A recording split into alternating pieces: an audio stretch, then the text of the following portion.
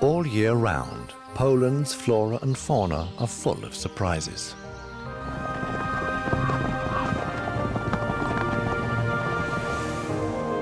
From the mountains of the Tatra in the south to one of the largest swamp regions in Europe. From the stork country of Masuria to the desert-like dunes of the Baltic coast.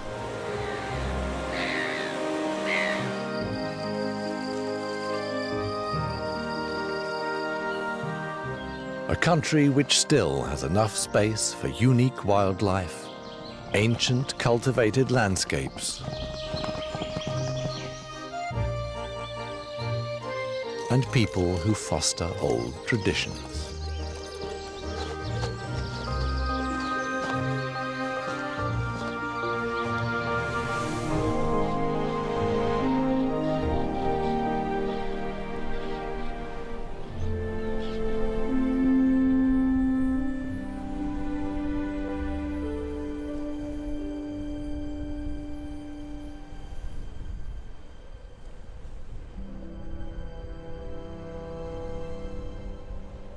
The mountains are still in the grip of winter.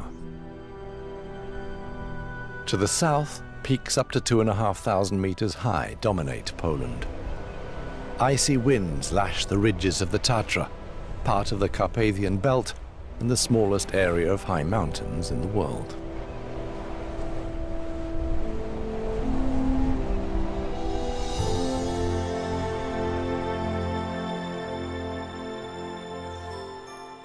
The nutcracker is at home in the pine forests and is at the moment living on the stores of food it hid in the ground in autumn.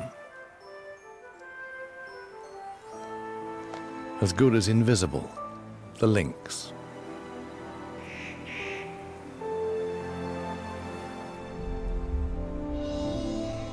The roof of Poland, parts of which are still untouched by human contact. A mountain world of austere beauty.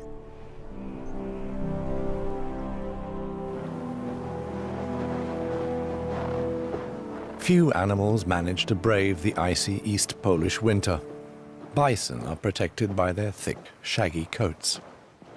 These mighty descendants of ancient cattle have adapted to the harsh climate over thousands of years. They've found a new home on the border to Belarus.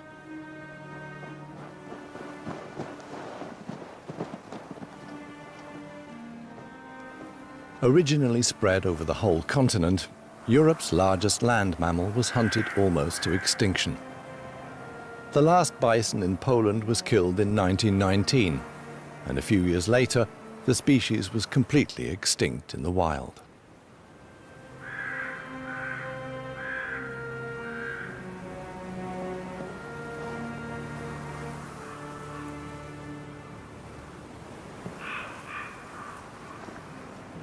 "60 years ago, the first bison were released again. All the specimens living today are descendants of 12 captive animals.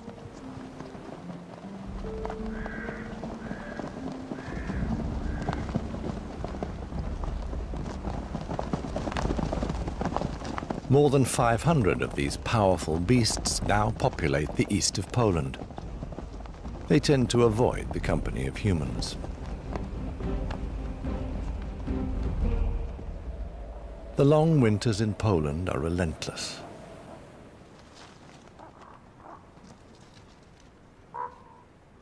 The remains of sick or injured animals that don't make it through the cold season attract scavengers, thus ensuring their survival. At the moment, the foxes are more preoccupied with themselves.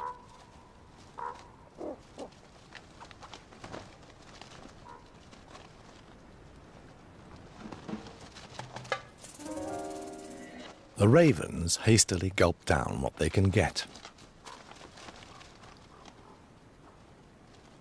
Cautiously, the fox checks out the situation, even though in reality, it is the stronger animal. But the magpies know how to keep the fox distracted, by pecking its tail, for instance.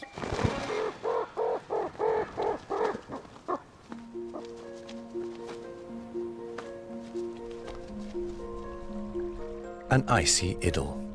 The countryside is still in its winter torpor, with daytime temperatures between -20 and -30 degrees Celsius.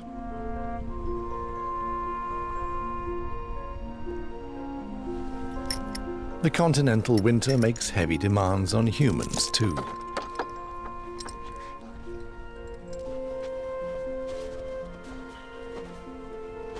Once a week, the farmer fetches hay for his horses, which even today are indispensable. Nazad, Nazad. Nicht hoch.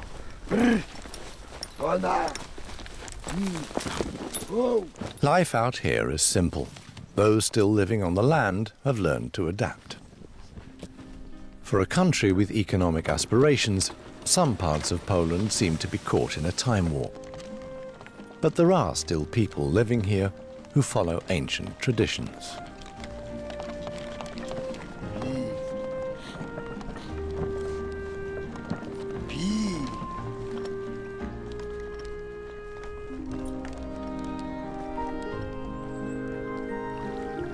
At last, the first signs that winter is coming to a close.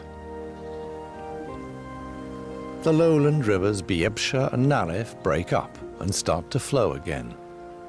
But the ice and frost are tenacious and don't give up that easily.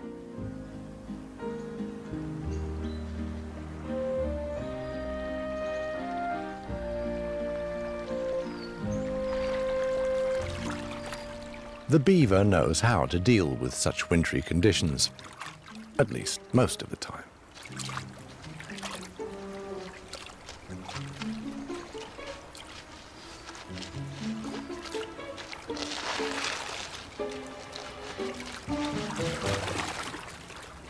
Let's have another go.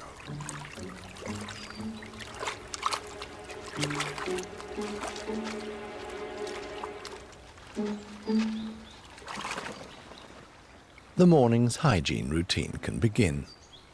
23,000 hairs per square centimetre make for fantastic insulation if you look after them. Castor, a fatty bodily secretion, protects the large rodent from moisture and chills.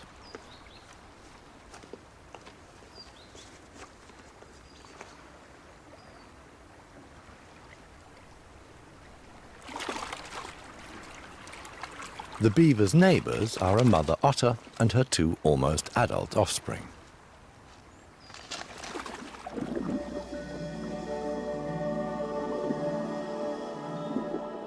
Playful and extremely agile, otters need around 15% of their body weight in food every day. The mother looks after her young for a good year.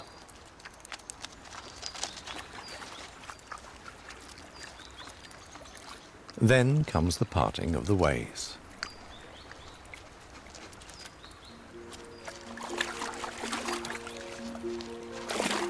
Day by day, more ice thaws on the Biebsza and Narew rivers. Huge quantities of meltwater are released, causing the lowland rivers to overflow their banks.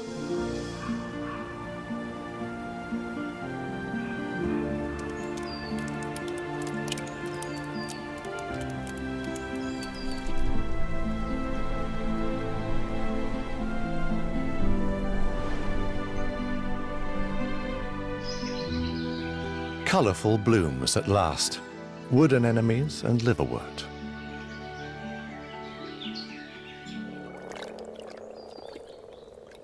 Moor frogs provide the first splashes of colour in the animal world. During the spawning period in shallow ponds, the males sport a discreet shade of blue to attract females and warn off other males.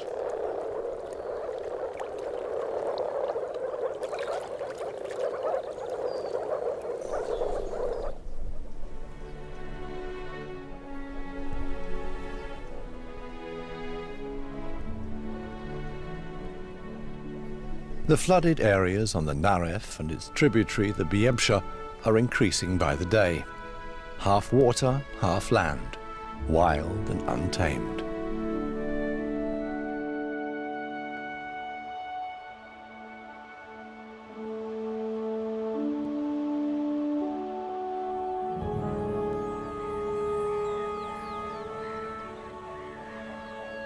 spring in one of Europe's largest regions of natural swampland.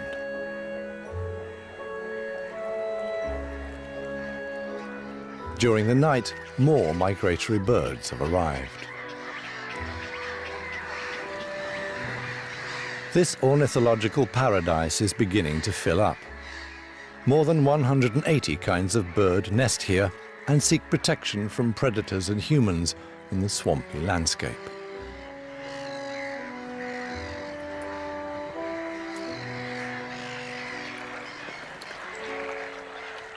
There's room for both everyday species like the raucous black-headed gulls and rarities like the imposing great white egrets, whose numbers are growing year by year.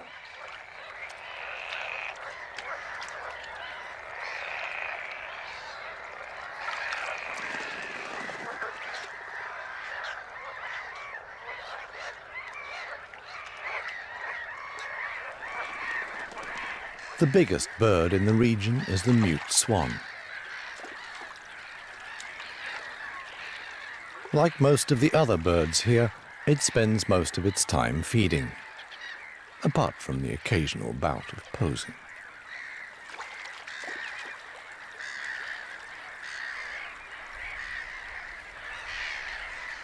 The wealth of insect life on the marsh marigolds carpeting the area attracts flocks of black-headed gulls.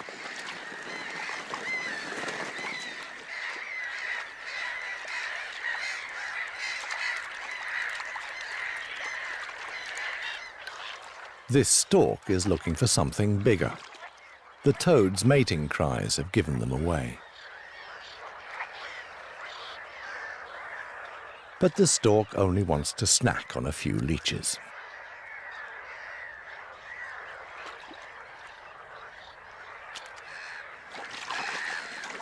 Even the starling, anything but a waterfowl, enjoys a bath in the Biebsche.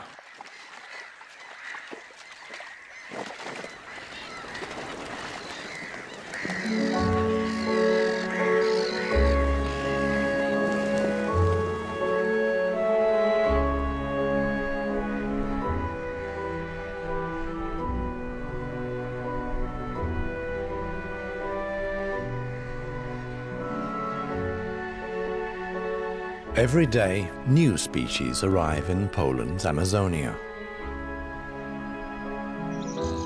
The ruffs are among the last, back from spending the winter in the dry Sahel region of Africa.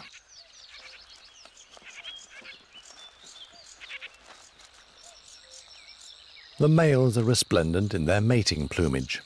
No two look alike, an achievement in itself.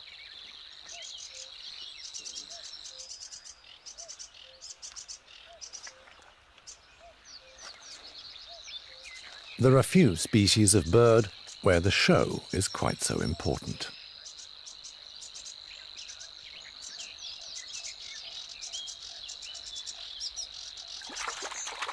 Each male seems more attractive than the last.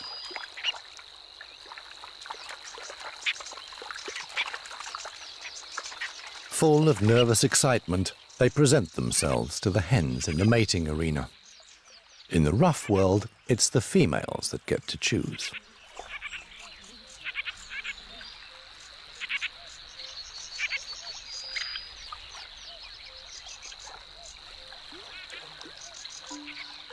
But the rivals aren't content to have their fate decided on looks alone.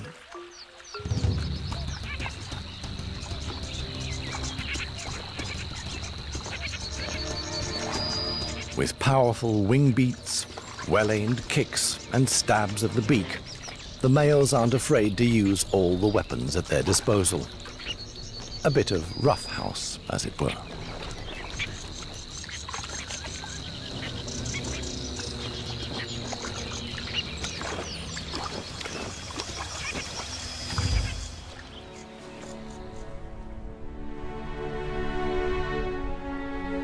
Poland's largest national park on the Biebsche covers 600 square kilometers. Settlement was never an issue. Here and there, the landscape is dotted with farms.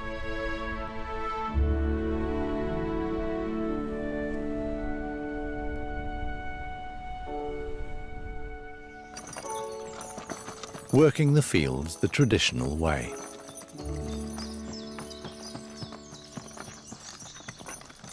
The people that live here have a deep-rooted relationship with the countryside. They're closely attached to their livestock and are content with what the land and their farm yield.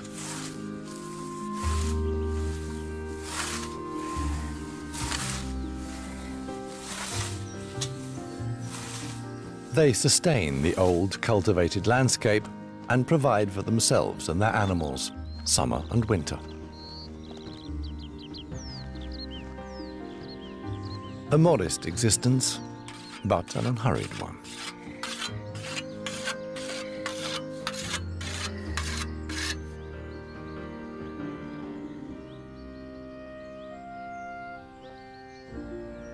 Some undomesticated wildlife follow humans into their settlements. Sparrows are a typical example.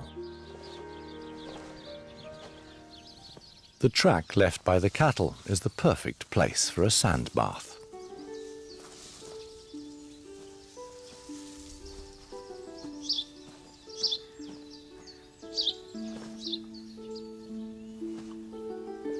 The slow-motion replay reveals just how thorough and skillful the sparrow's toilette is, as it both cleans and gets rid of parasites in their plumage, and is obviously not just hard work.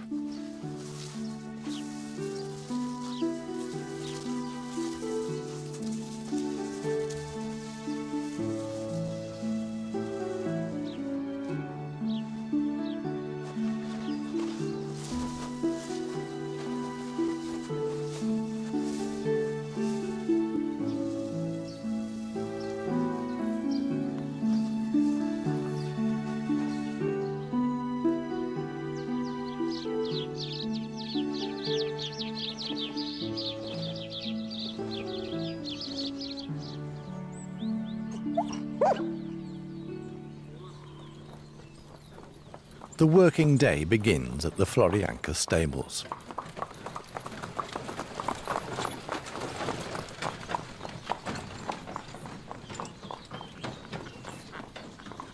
Here the focus is on ponies, on Konix to be exact.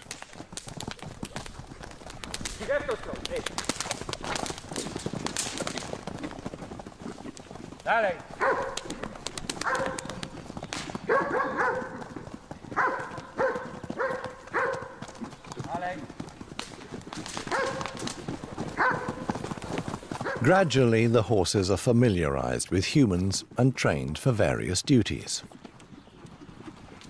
Hard work. Konix weren't born to jump, but to run.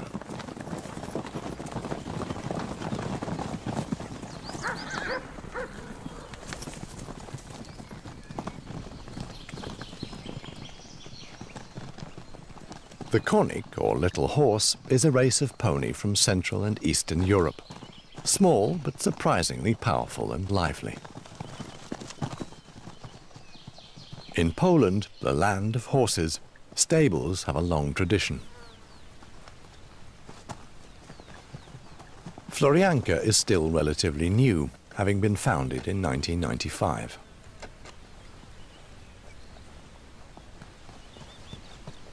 The aim of the stables is to rebreed Konix, wild horses which died out in the wild in the 18th century.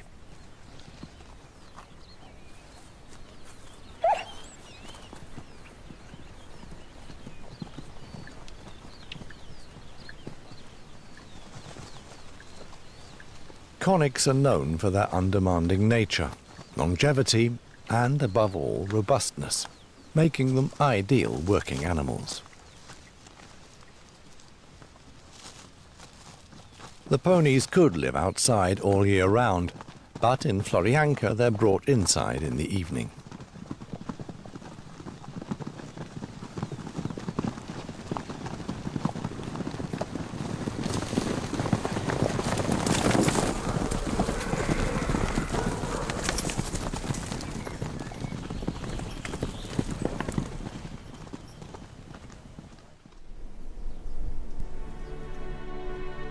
back in the watery world of the Biebsha and the Naref.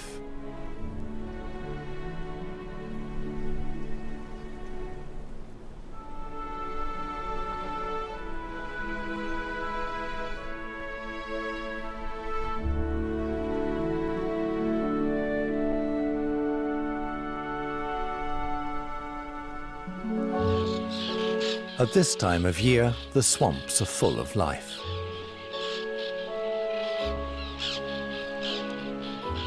White-winged black terns out hunting. The tern's hover flight enables them to keep both a lookout for water insects and an eye on their eggs.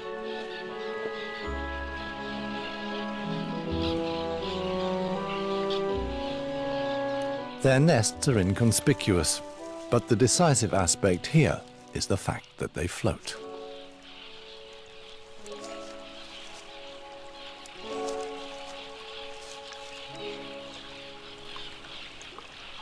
A crane crosses the swamp in search of a bite to eat. But anyone who gets too close to the tern's nests can also lose their poise. Whiskered terns brooding. Many species in the swamps breed in loose colonies which provide a certain security, including black-necked grebes. Their nests are also rafts of rotting plant remains which are unaffected by changing water levels.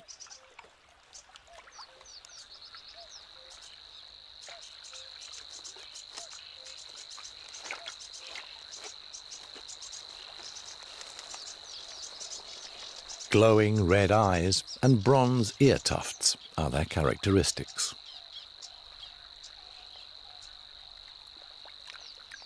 In the swamp, the best survival strategy is to get on your own 2 feet as quickly as possible.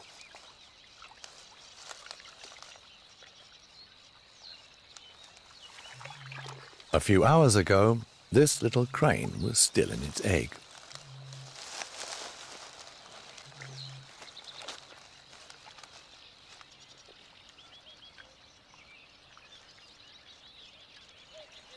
As soon as its sibling hatches, the family will undertake their first excursion in the swamp.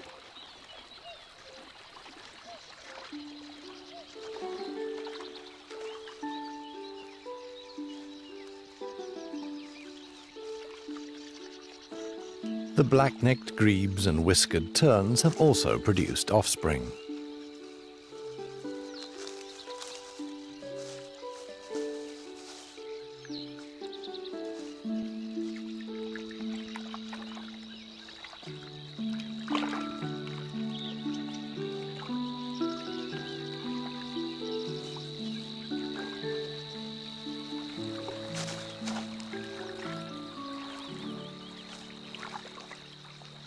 The tiny grebe chicks can already leave their floating home by themselves, but only do so when the temptation is great enough.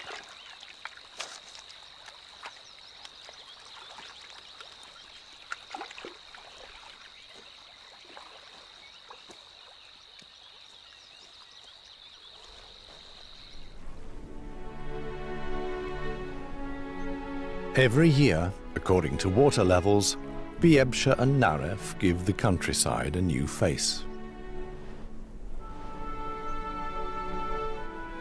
2 rivers that are still allowed to make their own way.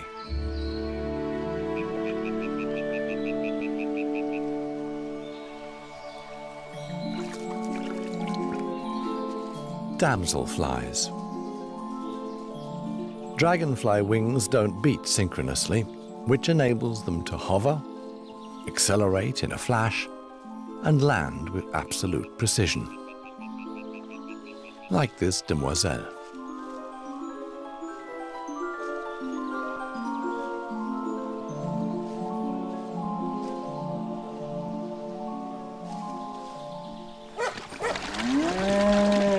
The wildlife has adapted to the changing water levels, as have the cattle from the village of Pszostowo, the way it's been for centuries.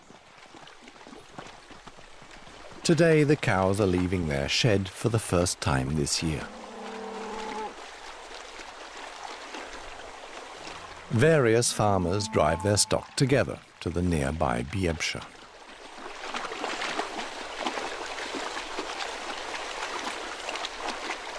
Stoic and placid, the cows wade through the river. Today they're accompanied, but in future they'll make their own way.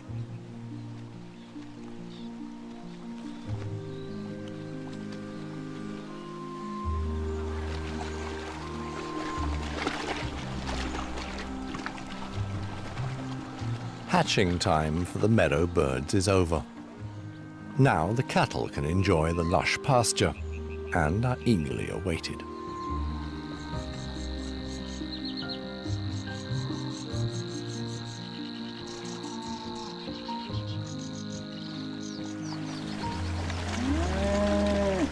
The cows keep the vegetation short. This natural form of agriculture benefits birds like the black-tailed godwit and many other animals.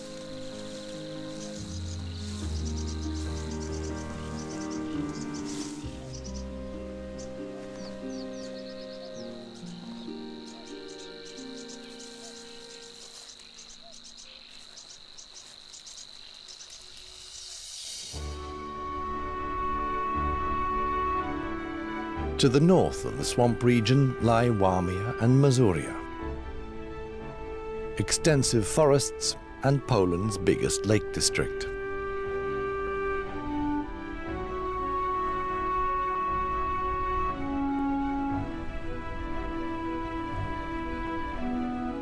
The numerous farms are evidence of intact agriculture, the numerous stalks of intact flora and fauna.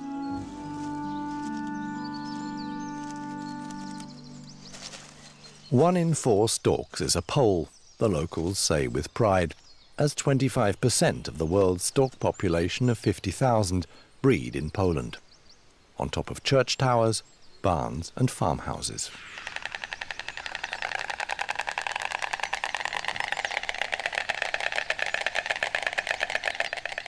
The bird's distinctive clattering is both a greeting and serves to strengthen the bond between partners.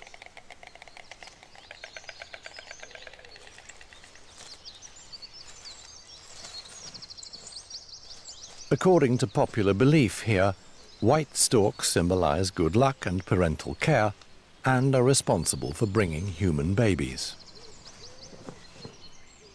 Wherever storks live, nature and agriculture are still in harmony, and there is food in abundance.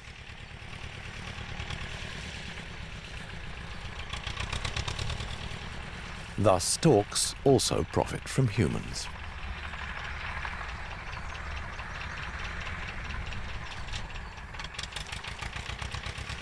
Spotted susliks too. The little rodents inhabit open spaces, here created by the farmer's mowing.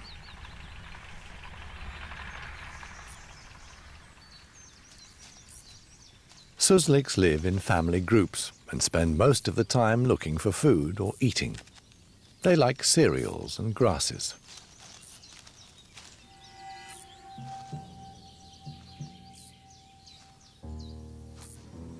They spotted the stork some time ago and are keeping a lookout.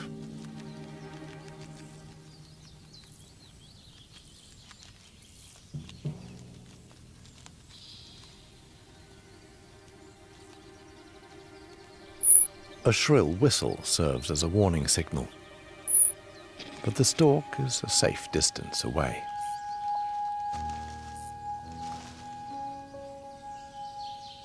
Time for some reciprocal preening.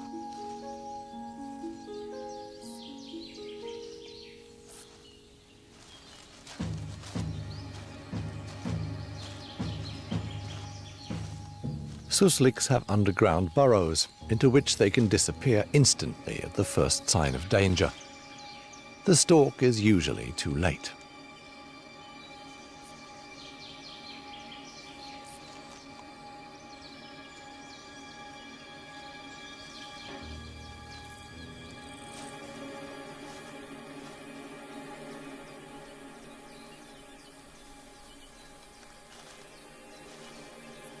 But storks possess a quality sadly lacking in susliks. They have patience. Infinite patience.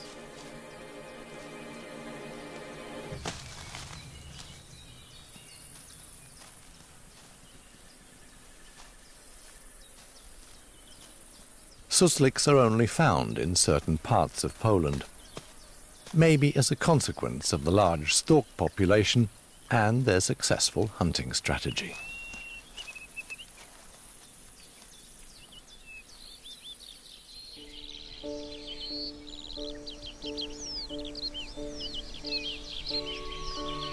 Summer in Masuria.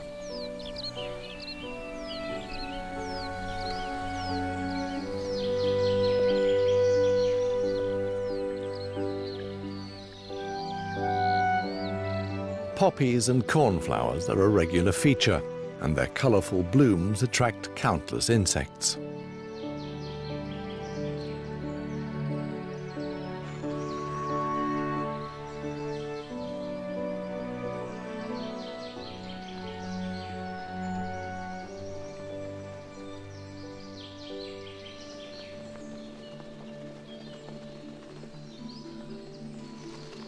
Many animals profit from the wealth of six-legged life, like the hoopoe. Its young are fed a steady stream of crickets and other insects.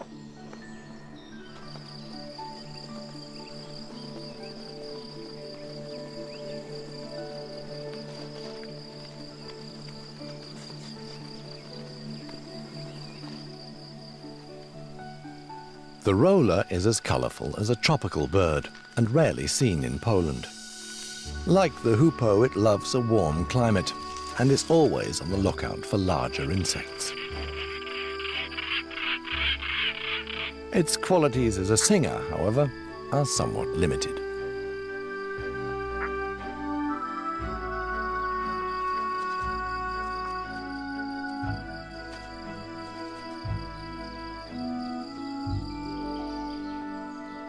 Rollers can impress by their looks alone.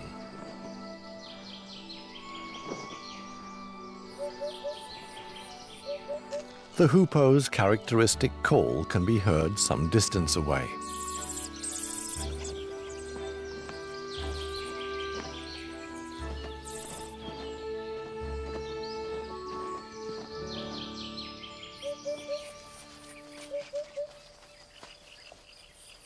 On the edge of the field live a family of foxes.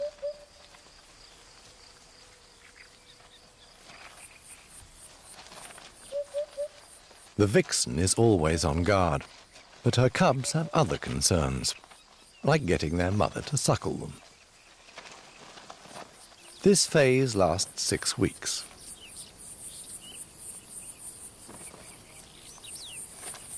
And when Mum goes off to find food, it's time for some fun.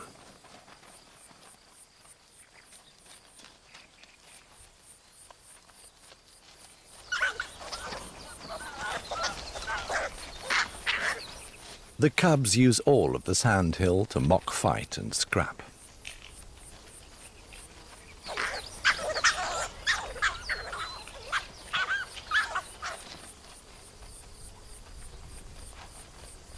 They leave the den for the first time aged 3 weeks, then slowly increase their radius of activity. For the moment, their world is just one big adventure playground.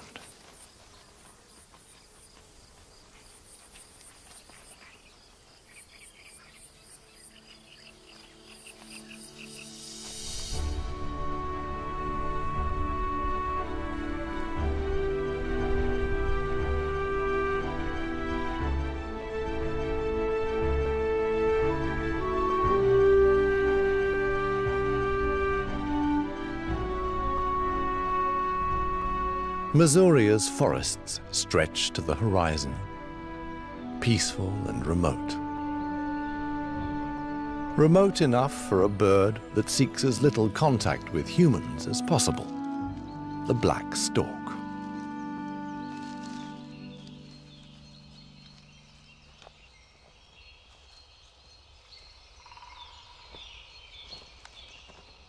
In stark contrast to their white relatives, black storks lead hidden lives, high up in the trees. But, like their white cousins, they reuse their nests for years.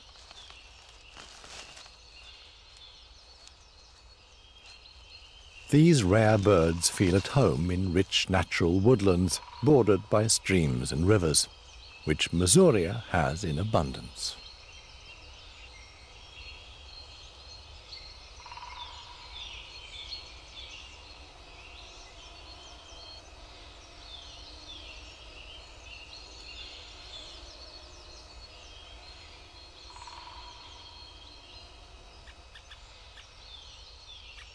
Next door, a young white-backed woodpecker clamours for food. These birds are typical inhabitants of the Russian taiga, their main area of closed distribution, whose western tip lies in Poland.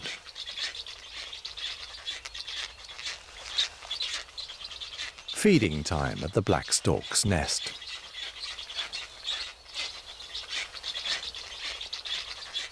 A 1,000 pairs live in Poland, the largest population in Europe.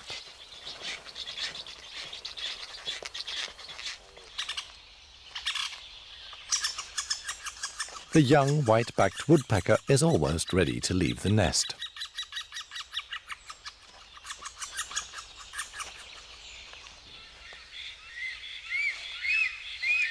The young black storks still have some way to go. In comparison to their white cousins, black storks clatter very quietly, but have a larger repertoire of other calls and quiet songs.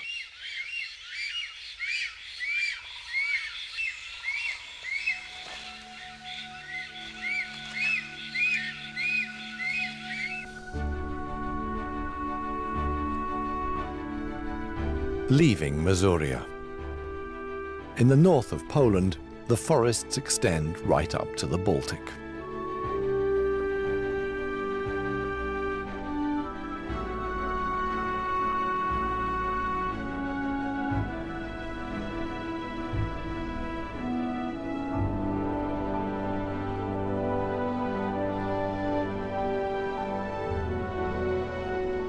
Contrasts. Lush green up to the seaside, and large dead trees, suffocated by sand.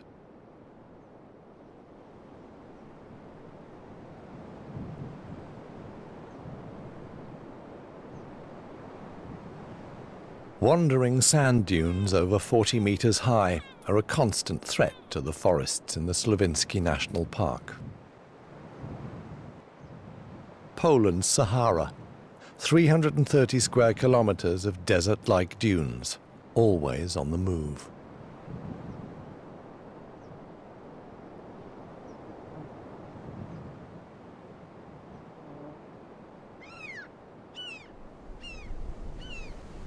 The sand comes from the sea and is banked up and transported by the westerly winds.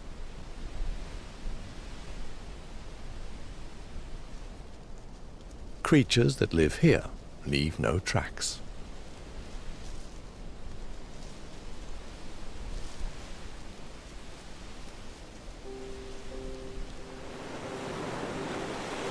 The sand is constantly resupplied by the Baltic.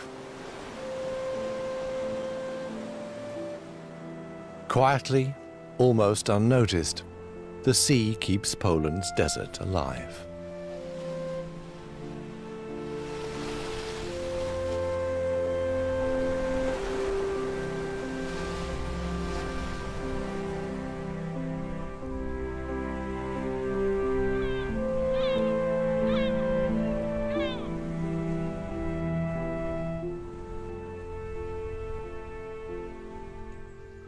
Morning mist inland. Summer is drawing to a close.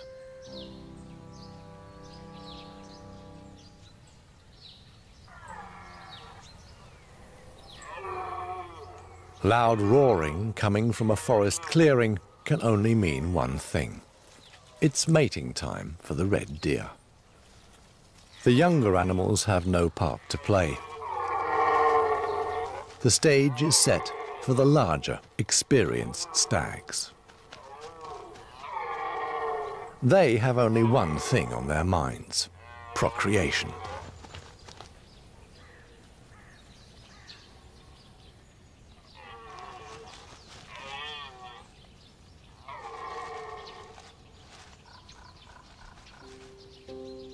Slowly, the autumn sun gains in strength and disperses the swathes of mist.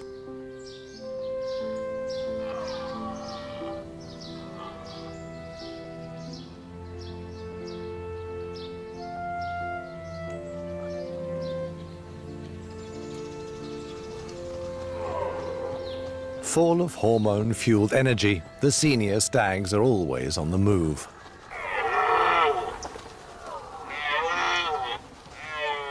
They're kept busy bringing their does together and holding off rivals.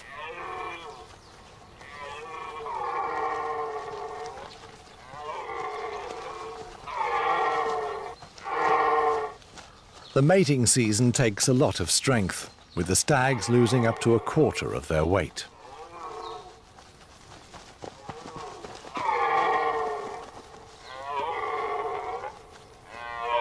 And the does will only mate with the most successful stags.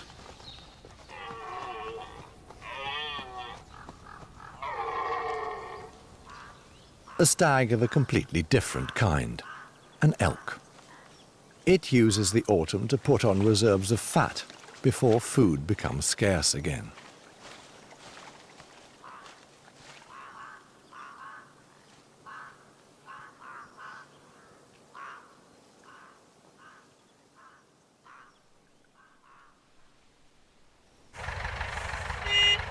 The starting signal.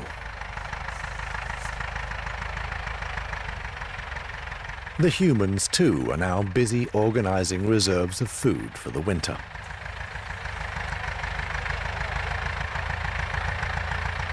A whole troop of rustic characters set off.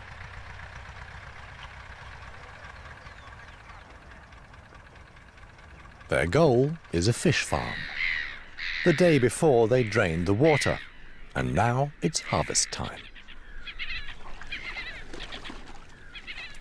They encircle the fish with nets, then steadily reduce the circle. The atmosphere is tense. How will the catch be? A good year.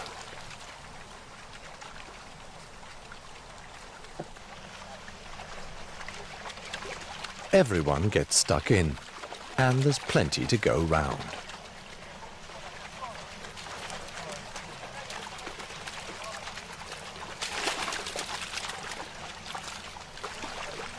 Fish farming is a centuries-old tradition in Poland.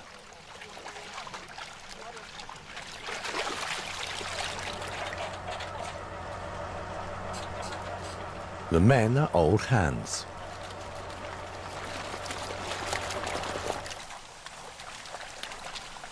The most popular fish harvested is carp, 20,000 tons a year. According to custom, most end up at home in the bathtub before being served as traditional Christmas dinner.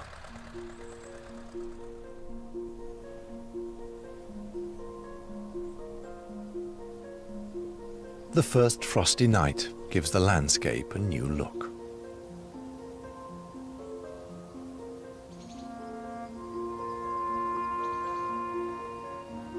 Elks don't mind the cold. Not even minus 50 degrees Celsius bothers them.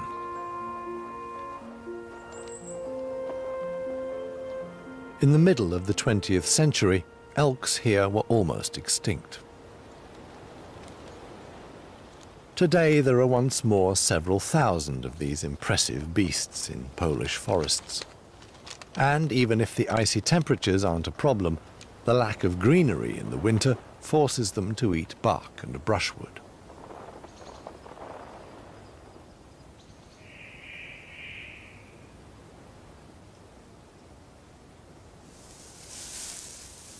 Back in the Tatra, the woods have been snowed in for weeks.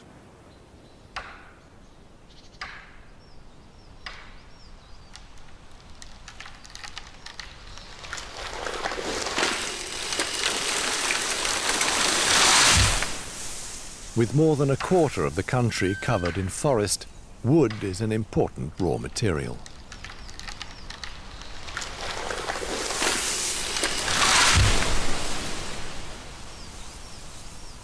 When the woods are too dense for machinery, logging horses are used.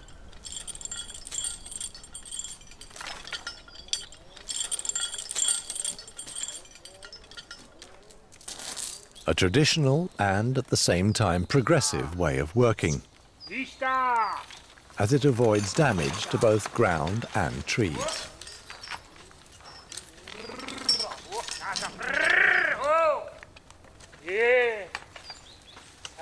The tone may sound rough, but man and animal are a practiced team and trust each other implicitly.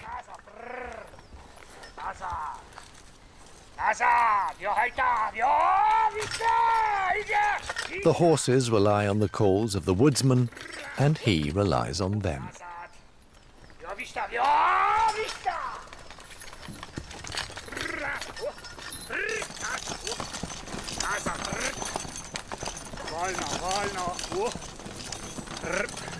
The work is potentially very dangerous, so only especially trained, experienced horses are used.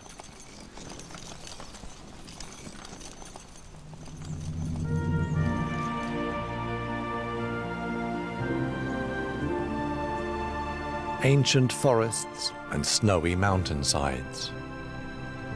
The Tatra, with its prominent peaks and craggy ridges, is only one facet of Poland, the country with one of the richest varieties of wildlife in Europe.